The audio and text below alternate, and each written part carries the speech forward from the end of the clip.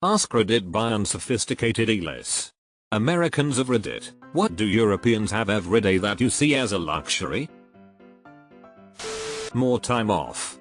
When my wife gave birth to our child, she had to use all her vacation and sick pay as maternity leave. This was a government job.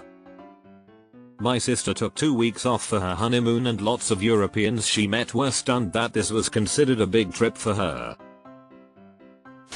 Those nifty towel heated dryer racker. Those are a luxury? The ones I've seen are very affordable.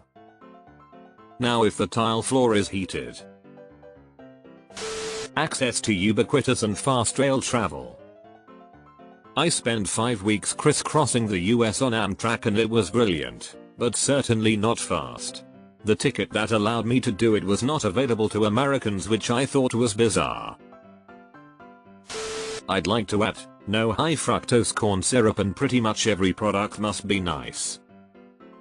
A friend of ours that emigrated to the US got married last year. A decent sized group of us went over for it. One of our group has a corn allergy. After getting caught out a couple of times despite trying to be careful, he stated he was sticking to black coffee, steak and red wine for the rest of the trip. That shit is in absolutely everything. We couldn't believe it.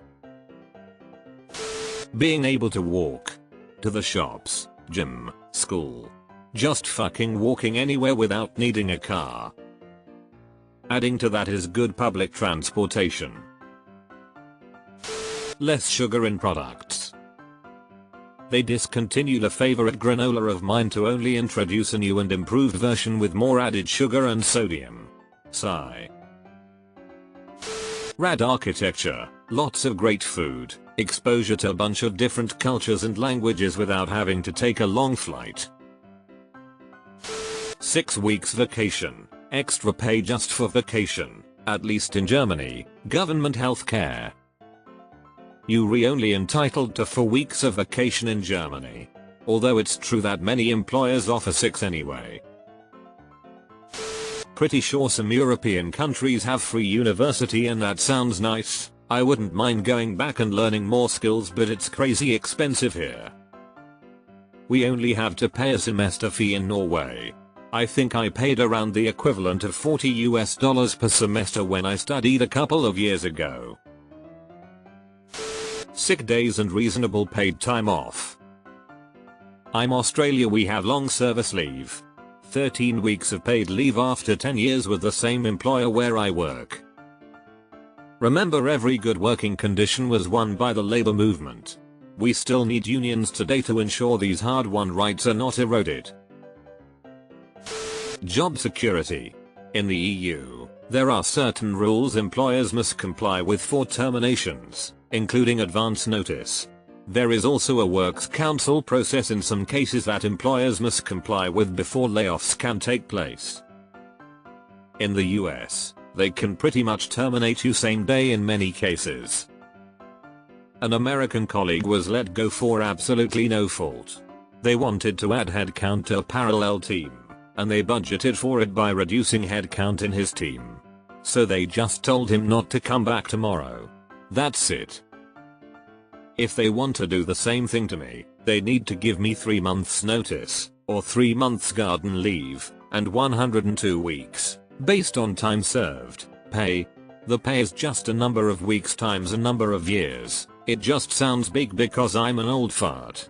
The 3 months I think is actually more interesting. My contract says I have to give 3 months notice to quit, and they have to give me the same, because fair's fair.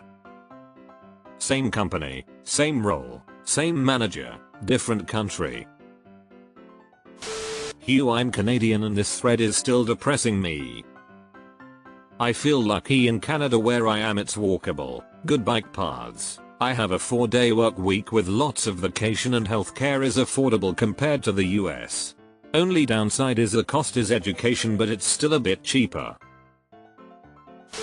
Walkable cities. We had a group of German exchange students in high school that wanted to go see Chicago. We lived 40 or so miles away, but they had no idea, so they asked a gas station worker for directions, who I'm sure assumed they were driving. Gave them directions which involved 35 plus miles of driving down I-90, which is an 8-lane highway where people drive 80 miles per hour without fear of being pulled over. So, they started walking. They didn't get far down the highway till like a cop pulled up and they called a parent who picked them up and explained that you can't walk to Chicago but did arrange a day trip. American who lives in Germany here. My answers. Walkable cities, good public transit, affordable healthy food, better quality than ours. 2. Healthcare that isn't obscenely priced, abundance of vacation days. So basically quality of life in general. Healthcare. I'm surprised this isn't higher on the list. They can get sick without having to worry about going bankrupt.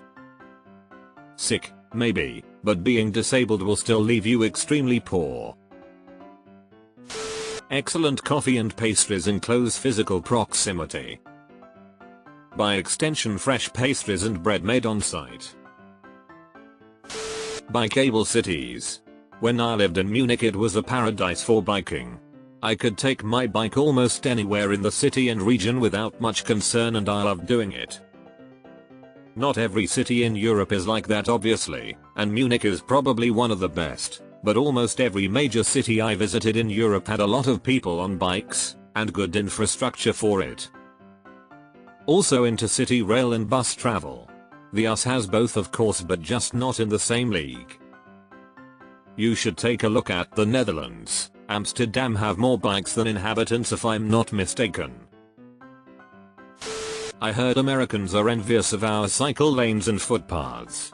Not sure if that's true, but we have loads and we take them for granted. My first trips to the US were to Nick and San Francisco, which are both great cities for walking. Then I tried it in other cities. Oh boy. Cubicle toilets. Public bathroom door gaps are uncomfortably wide. The ability to fly out to major world cultural and historical sites for just a weekend and have it cost relatively little. I did a study abroad program in London, and the ability for me to book a weekend trip to Berlin on Ryanair for like £40 never got old. Fly? I cannot drive to or take the bullet train or any train one day in Italy, the next one in Spain, the next one in Germany, miss that. Beautiful 400+ buildings all over the place. High-speed rail everywhere. If the US put money into HSR, the airports and roads would not be too damn overcrowded. Good cheeses and breads. As a European, that was what I missed the most when I spent a few months in the US. And affordable alcohol. The bread. Coming back from Germany recently, and all the bread back home in the US feels like I'm chewing on a kitchen sponge instead of giving my jaw a workout.